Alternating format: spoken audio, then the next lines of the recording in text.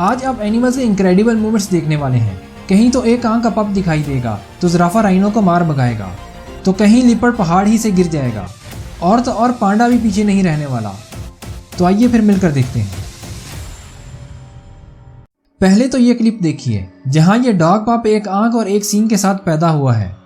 دیکھنے میں یہ وائٹ کلر کا منین ہی لگتا ہے۔ ویسے تو یہ پپ صحت مند اور فٹ ہے، پر اس کی آنکھ کام کرتی ہے یا پھر نہیں، یہ تو کچھ عرصے بعد ہی پتہ چلے گا۔ یہاں تو وائلڈ ڈیئر گھاس کھا ہی رہا تھا کہ سلپ ہو جاتا ہے، اور پانی میں واٹر سلائیڈ لیتا ہوا جب یہ یہاں پہنچتا ہے تو اس کی موت ہو جاتی ہے۔ یہاں تو یہ مر جاتا ہے، پر یہاں ایسا نہیں ہونے والا۔ جہاں یہ بھیڑیں ڈھلوان پر گھاس کھا ہی رہی تھیں تو ایک بھیڑ سلپ ہو جاتی ہے اور صحیح سلامت نیچے پہنچ جاتی ہے۔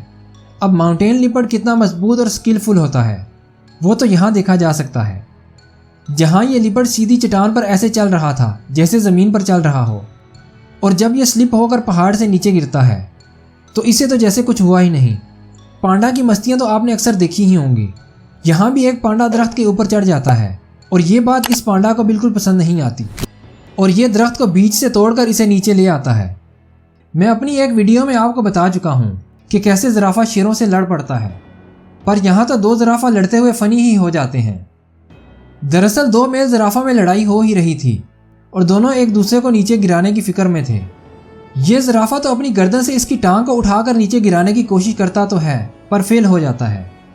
پر یہاں تو کیوڈو نے زرافہ کی ساری اکڑ ہی نکال کر رکھ دی ہے۔ اب ان دونوں کی لڑائی کی وجہ کیا تھی یہ تو ہمیں معلوم نہیں، پر کیوڈو زرافہ کی ایک نہیں چلنے دیتا۔ یہ پہلے تو اسے گراتا ہے اور پھر اس کے اٹھتے ہی دوبارہ گرا دیتا ہے، لیکن یہاں زرافہ اپنی بے عزتی کا بدلہ اس رائنو سے لینے والا ہے۔ دراصل یہ بیبی رائنو زرافہ کو چھیڑ ہی رہا تھا کہ زرافہ اس کے منہ پر ایک جڑ دیتا ہے۔ رائنو تو بھاگ نکلتا ہے، پر ساتھ میں اس ہرن کی بھی دوڑ لگ جاتی ہے۔ سپورٹ کرنے کے لیے چینل کو سبسکرائب کر دیجیے۔ ایسی ہی کک یہاں بھی دکھنے والی ہے، جہاں زیبرا، وارتھگ اور ولڈر بیسٹ اکٹھے کھڑے ہی تھے کہ اس زیبرا کو غصہ آ جاتا ہے اور یہ وارتھگ کو کک مارنا شروع کر دیتا ہے۔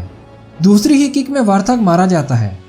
یہاں تو شیر جب اس زرافہ کے بچے پر حملہ کرنے آتے ہیں تو زرافہ انہیں بھی کک مار دیتا ہے، لیکن کک مس ہو کر اس کے اپنے ہی بچے کو جا لگتی ہے اور وہ موقع پر ہی مارا جاتا ہے۔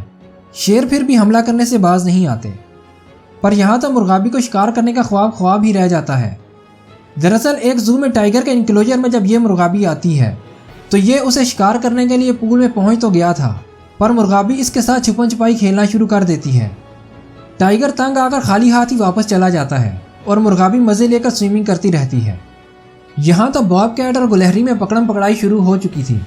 دونوں ہی جم کر ڈٹ چکے تھے، ایک پکڑنا چاہ رہا تھا تو دوسرا اپنی جان کو بچانا چاہ رہا تھا، پر آخر میں گلہری شکار ہو ہی جاتی ہے۔